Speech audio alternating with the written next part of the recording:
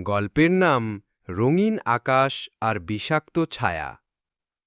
এক ছিল ছোট্ট এক কার্টুন বিড়াল, নাম তার বাম্বু।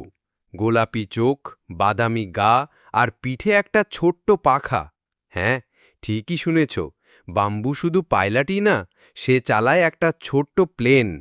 সে ফুলের ওপর দিয়ে উড়ে উড়ে ফুলের রেণু নেয়, পাখিদের সঙ্গে খেলে আর প্রজাপতির পেছনে দৌড়ায়।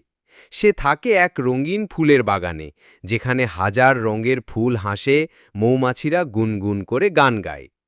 এই বাগানে আরেক বন্ধু আছে, একটা ছোট্ট পাখি, নাম টিঙ্কু। টিঙ্কু সারাদিন গাছের ডালে বসে গান গায় আর বাম্বুর সঙ্গে খেলে। তারা ছিল ফুলেদের পাহারাদার, কারণ ফুলেরা হাসতে ভালোবাসে, কিন্তু মানুষের এক কাজ তাদের কাঁদিয়ে দিচ্ছে। দিন দিন মানুষ গাছ কাটছে, ফুল ছিঁড়ে নিচ্ছে, বাগান নষ্ট করছে।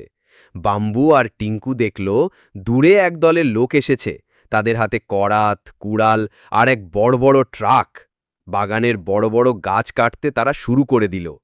পশু পাখিরা ভয় পেয়ে পালাচ্ছে, প্রজাপতিরা উড়ে যাচ্ছে, মৌমাছিরা আর রেণু সংগ্রহ করতে পারছে না।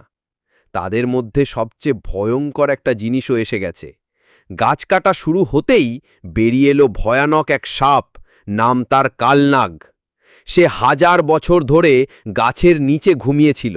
গাছ কাটা হতেই সে জেগে উঠেছে, রাগে লালচে চোখ। সে ঠিক করল, যারা প্রকৃতির ক্ষতি করবে তাদের শাস্তি সে নিজেই দেবে। বাম্বু ভয় পেলেও সাহস হারাল না। সে টিঙ্কুকে নিয়ে তার প্লেন চালিয়ে আকাশে উঠল।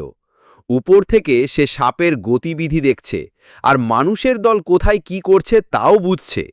সে পরিকল্পনা করল, গাছ রক্ষায় একটা যুদ্ধ দরকার। পরের দিন সকালের আলো ফুটতেই শুরু হলো এক দারুণ রঙিন যুদ্ধ।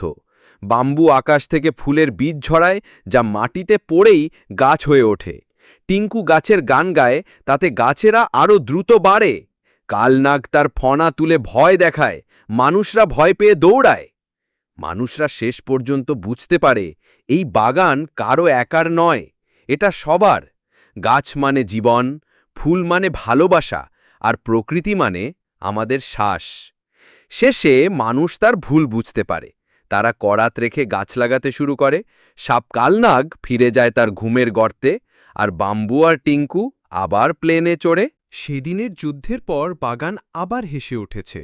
বাম্বু আর টিঙ্কু এখন আরও বেশি দায়িত্ববান। তারা প্রতিদিন সকালে প্লেন নিয়ে আকাশে ওড়ে, দেখে কোথাও গাছের ক্ষতি হচ্ছে কিনা, কেউ ফুল ছিঁড়ছে কিনা। কালনাগ এখন আর ভয় দেখায় না। সে ফিরে গেছে গাছের গোড়ায়, কিন্তু একটা কথা বলে গেছে, এই বাগানের নিচে লুকানো আছে গুপ্ত বীজ। যে সেটা খুঁজে পাবে, প্রকৃতির সত্যিকারের রক্ষক সেই হবে। এই কথা শুনেই বাম্বুর মনে জেগে উঠল এক কৌতূহল। গুপ্ত বীজ মানে কি? কোথায় আছে সেটা? আর এটা কি সত্যি আছে? টিঙ্কু বলল, চলো বাম্বু, চলো আজ আমরা বাগানের গভীরে যাই। কালনাগের ফনার ছায়া যেখানে পড়েছিল, ওখানে নিশ্চয়ই কিছু রহস্য লুকানো আছে।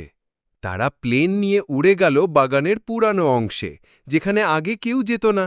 গাছগুলো অনেক উঁচু, পাতাগুলো গাঢ় সবুজ, আর আকাশ ঢেকে দিয়েছে, আলো পর্যন্ত ঢোকে না সেখানে।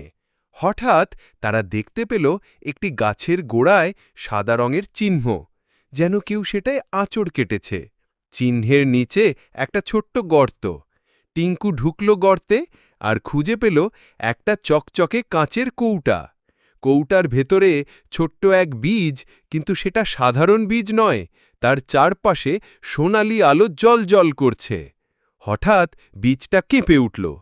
ঠিক তখনই আকাশ কালো হয়ে গেল, মেঘে ছেয়ে গেল সব, বজ্র গর্জে উঠল। দূরে দেখা গেল বনের শেষ প্রান্ত থেকে আরও এক সাপ এগিয়ে আসছে। কালনাগের ভাই, নাম নাগবিষ। নাগবিষ চিৎকার করে বলল, তোমরা গুপ্ত বীজ ছুঁয়েছ, এটা আমাদের গহীন সুরক্ষা থেকে লুকানো ছিল। যারা এর শক্তি ব্যবহার করতে চায় তাদের পরীক্ষা দিতে হয়। বাম্বু আর টিঙ্কু ভয় পেল না। তারা বলল, আমরা প্রকৃতির রক্ষক, কেউ নষ্ট করতে চাই না, বরং আরও গাছ লাগাতে চাই। এই বীজ দিয়ে আমরা সবার ভালো করব। নাগবিষ রাগে ফনা তুলল, তাহলে প্রমাণ করো। 3টি পরীক্ষায় উত্তীর্ণ হলে এই বীজ তোমাদের। গল্প থেকে শিক্ষা। প্রকৃতি আমাদের রক্ষা করে, তাই আমাদেরও প্রকৃতিকে রক্ষা করতে হবে। গাছ